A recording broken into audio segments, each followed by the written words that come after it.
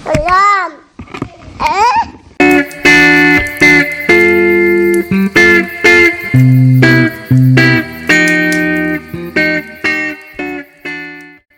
Halo, assalamualaikum. Ketemu lagi sama aku Ica.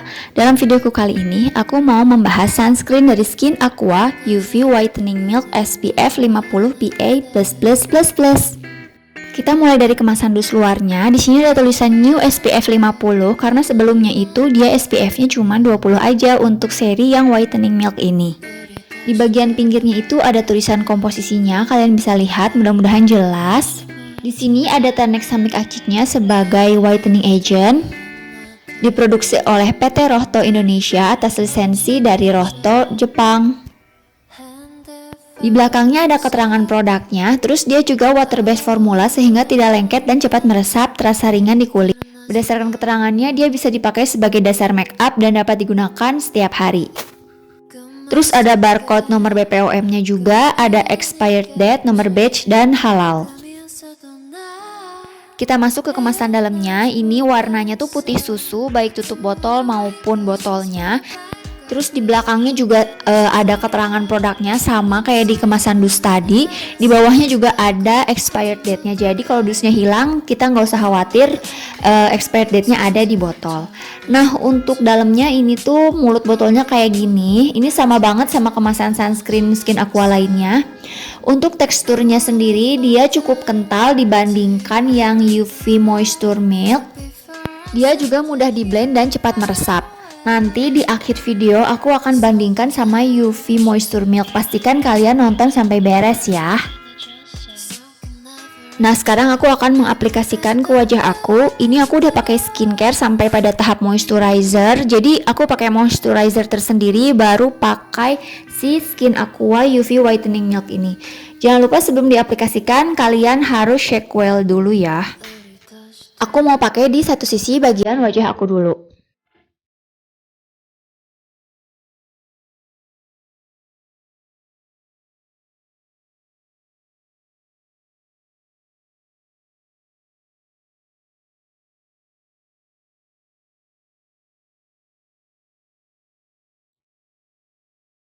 Ini setelah aku pakai dan menurut aku yang sisi kanan itu terlihat lebih cerah sedikit banget dibandingkan yang sisi sebelah kiri.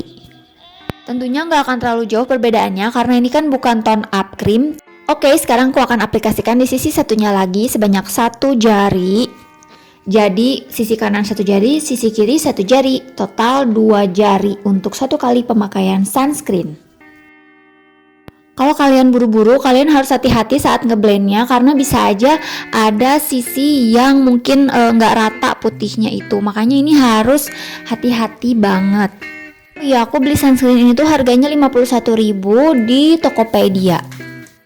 Nah, ini aku udah selesai mengaplikasikan sunscreennya. Terus nanti aku juga mau coba kalau dipakai dandan tuh kayak gimana. Aku mau pakai primer dari Makeover Velvet Mattifying Primer. Aku mau kasih tahu ke kalian, jadi saat mengaplikasikan primer ini ke seluruh wajah aku, tidak ada peeling sama sekali dari si sunscreennya. Kalian bisa lihat ya, ini tuh bener-bener aman dipakai primer. Karena suka ada aja sunscreen yang saat aku pakein primer langsung kayak peeling gitu, kayak keluar daki gitu loh di wajah aku. Tapi si sunscreen Skin Aqua ini bisa dipakai dandan.